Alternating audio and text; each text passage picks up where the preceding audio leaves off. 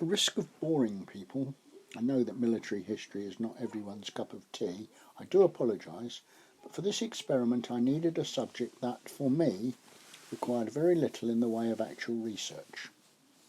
Last time we met I told you about the Royal Americans, those green-jacketed forerunners of the Rifle Brigade, created as mercenaries to fight the Indian Wars. Today I'm going to talk to you a little about one of the loyal Irish regiments that, like the kilted Highlanders, were really the backbone of Victoria's British Empire and the power behind those imperial realms over the sea.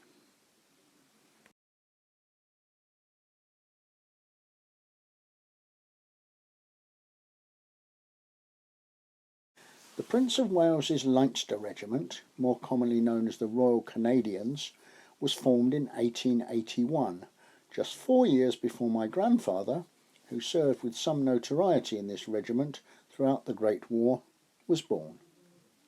The regiment was formed in typical British Army Defence Review style by combining two existing regiments following the Childers Review of 1879. The older of these two regiments, the 109th Regiment of Foot,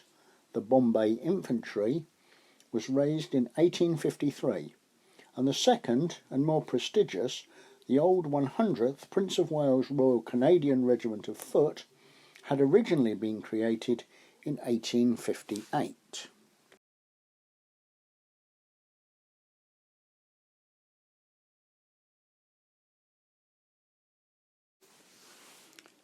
Until 1889, the regiment served mostly in Canada, but after a spell guarding the Channel based at Dover Castle, when my grandfather showed up in the 1901 census, they then went to India, where they served a long spell from 1904 until 1914. This is a picture taken in Faizabad in 1909, with my clarinet-playing ancestor arrowed at the bottom centre.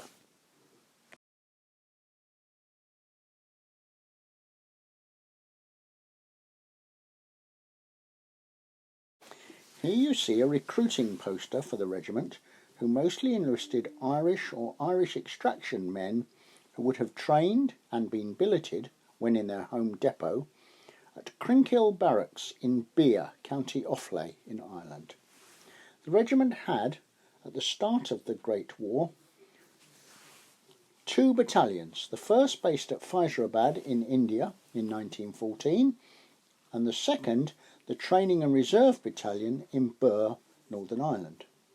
My grandfather, who joined the regiment in 1900, had actually completed his first term of service and had left the army sometime in 1913, taking up a position as a labourer at the railway works in Ashford in Kent.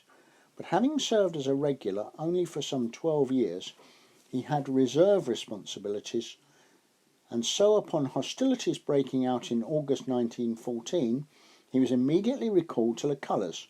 returning immediately to Ireland and drafting directly into the British Expeditionary Force, becoming at a stroke one of the old Contemptibles.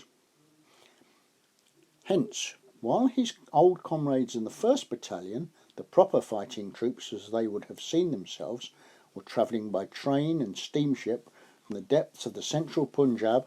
to Southampton to join the second wave in December 1914, joining the 27th Division, and soon shipped off to Asia Minor to act as road builders for the Gallipoli campaign, Private 6189 Spurgeon Arthur and a group of half-trained youngsters and a seasoning of old sweats like himself in the 2nd Battalion landed in Saint-Nazaire on the 12th of September 1914, ready to fight as part of the 6th Division.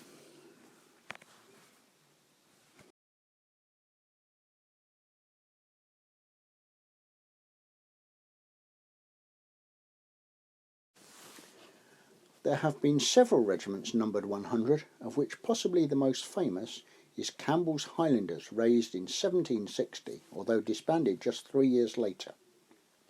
Whichever date one counts as the start of the Leinster Regiment, and as the new 100th, they probably thought of themselves as an embodiment of an old Irish 100ths, the Prince Regent's County of Dublin Regiment, raised in 1804 specifically for service in the Napoleonic campaigns, the regiment lasted less than a century. David Murphy, in A History of the Irish Regiments, perhaps spells out the end most poignantly. Following the treaty that established the independent Irish Free State in 1922, it was decided to disband the regiments that had their traditional recruiting grounds in Southern Ireland on the 31st of July 1922. Those regiments were the Royal Irish Regiment,